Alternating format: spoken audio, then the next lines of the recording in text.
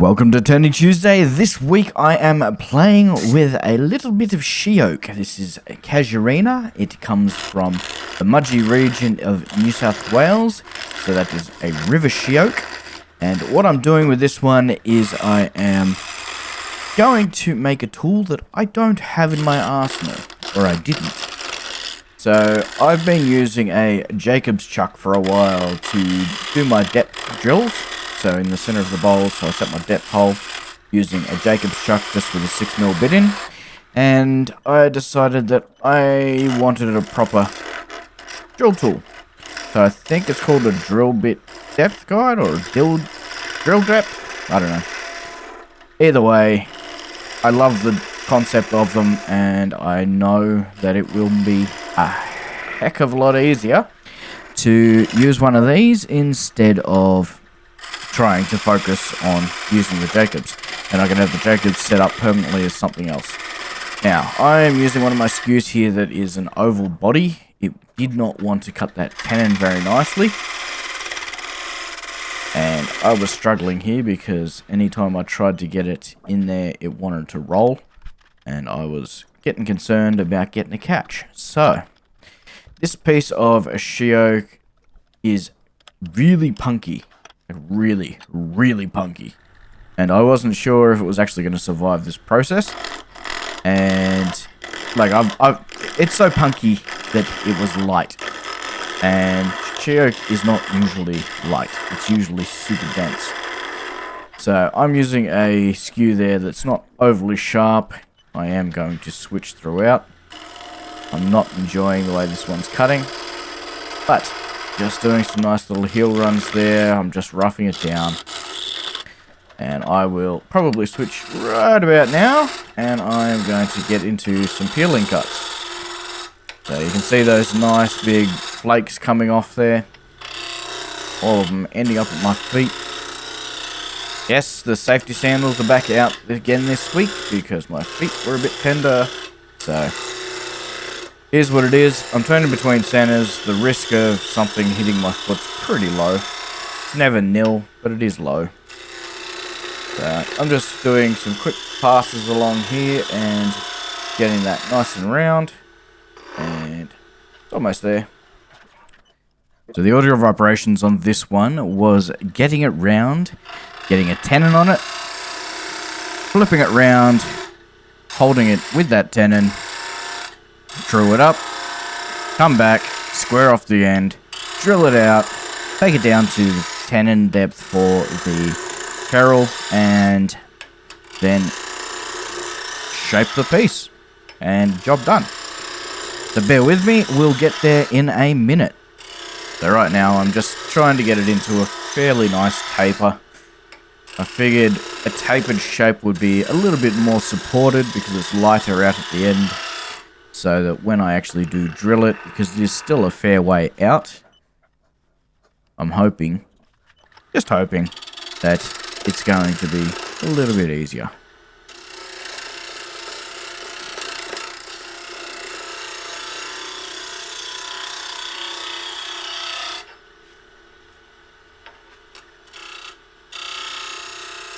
You can see there, I got the tool rested on the tool rest.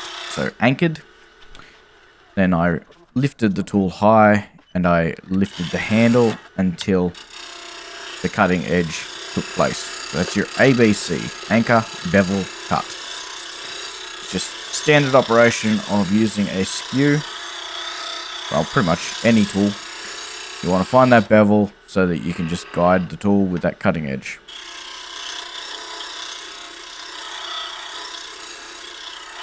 I'm putting no force into this. This is just the wood coming around, hitting that, and coming off. Now, I just took a chunk out of that knot that was at the back there. I just poked at it. I was like, yep, alright. So, I've just moved across. I've switched skews. You can tell this one's a nice flat tool, and I'm just coming up for a quick passing cut. So, I'm just plunging there, start high, and as I move forward, I'm getting lower and lower and lower, more square. Now I will dip into a slight negative there, which is fine, because the skew is a little bit forgiving in that front. And so I did a little hole in the front of it. And that's supposed to guide the drill bit, but clearly it's not doing a very good job.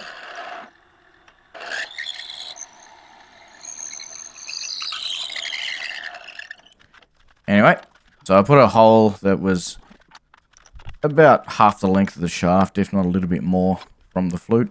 I could have gone quite a bit more. I didn't. Don't ask me why I didn't. I don't know. So now I'm just doing those plunge cuts, and I'm going to try and get it so I can put a ferrule on. Ferrule? Ferrule? I think it's ferrule. Someone tell me. Pronunciation of ferrule or ferrule. I'm just doing some very gentle cuts here, taking a little bit away at a time. And that cut took me a little too far. So, I will now take just behind it down. So I've left the front there so that I know how far is too far. And so if I've still got a shoulder there, I've still got working room. So I got it to fit, or was the exterior diameter. And now I am just using the very tip of that tool and taking the tiniest little touches off. I'm putting these a little bit higher than the actual shoulder. Then I come in and blend it down. It's currently tapered back. So let's come in with that again. And we need to go a little bit more. And this took about 5 minutes. And we've got a really nice fit at the end.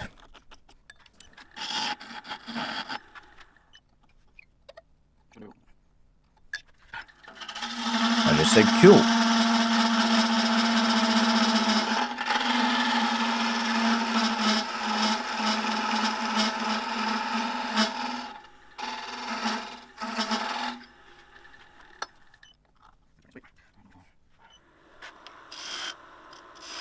So I cut out a little section there. I went a little bit deeper and I took the tool down a little bit. So I took it, made it a bit deeper, and I left a nice little underbite in it. So when it pressed on, it wouldn't get pinched. And now I'm just doing some peel cuts down. I'm just doing some really quick peel cuts with it's not even a full inch. It's maybe 3/4 of an inch skew.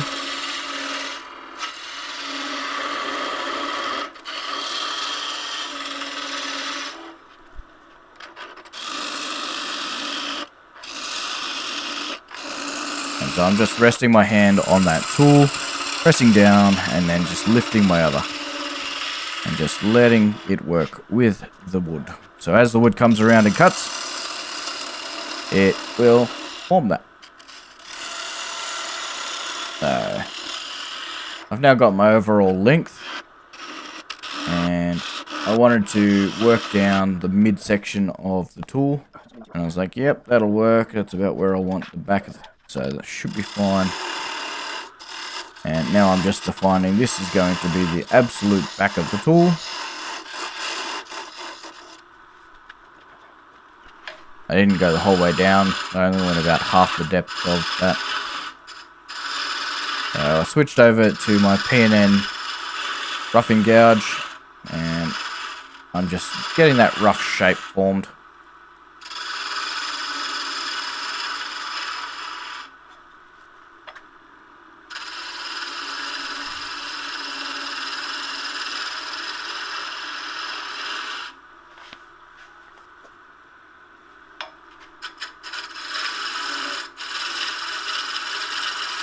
Now I'm tapering off the front edge there, and I'll get to a certain point where I'm like, I'm going to hit that ferrule in a minute.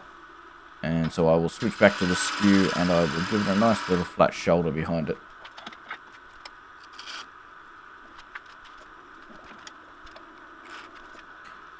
Now I'm coming in with that skew, and I'm going to build a slight little taper there. But I still want to keep that nice little flat spot just behind the ferrule.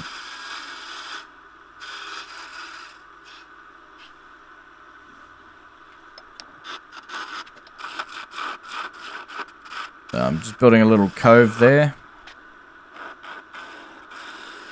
And then putting a bead on the other side with that flat spot that I was after.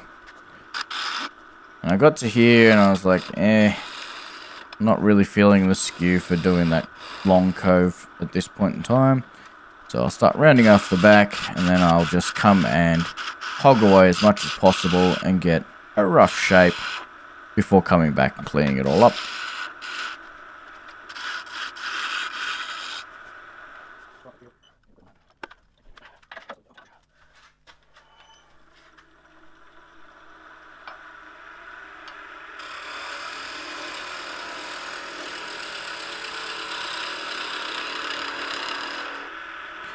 Just rolling over the back to give it a nice round back of the tool.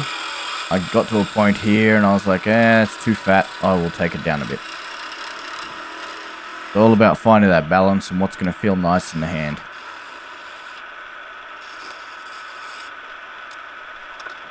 And I just got a little catch there. That was me being silly, using the wrong diameter radius, because that one doesn't have a sweep at all. That's a straight skew. And now I'm like, I'm going to put a couple little accent pieces up around that front rim. Just something for the fingers to rest on. Now I've gone tooltip down and I'm starting to really work on that back diameter. Getting that really nice teardrop shape. There's still a little bit of tear out from that earlier catch, so I'm just coming in with the tool there and fixing it. So having a look at this, it's the next steps is pulling out the sandpaper, and I'm just using my little cloth back pen kit, which is 150 through to 600 grit, and that will get it nice and close. Now, as this is a utilitarian, I really didn't care about the radial lines. And now I will put some AAA on. And at this point, I messed up. Because I saw the color of this and I was like, that is gorgeous. And then I was like, I wonder what it would look like if it was pink.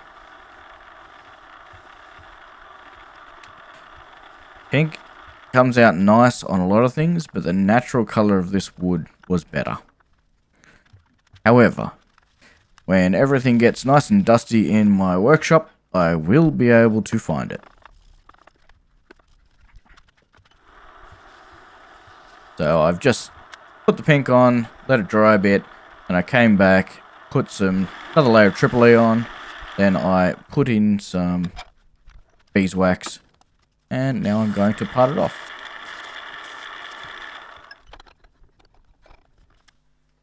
So I just sanded the front and balanced it back to the ferrule. And now I'm coming in and parting it off. So this is a thin parting tool. It's a cryo, so it's a crown cryo. And I picked this up down in Victoria at TimberCon a few weeks back. Months back now, actually. Wow, time has flown. Do you know it's 2026 now?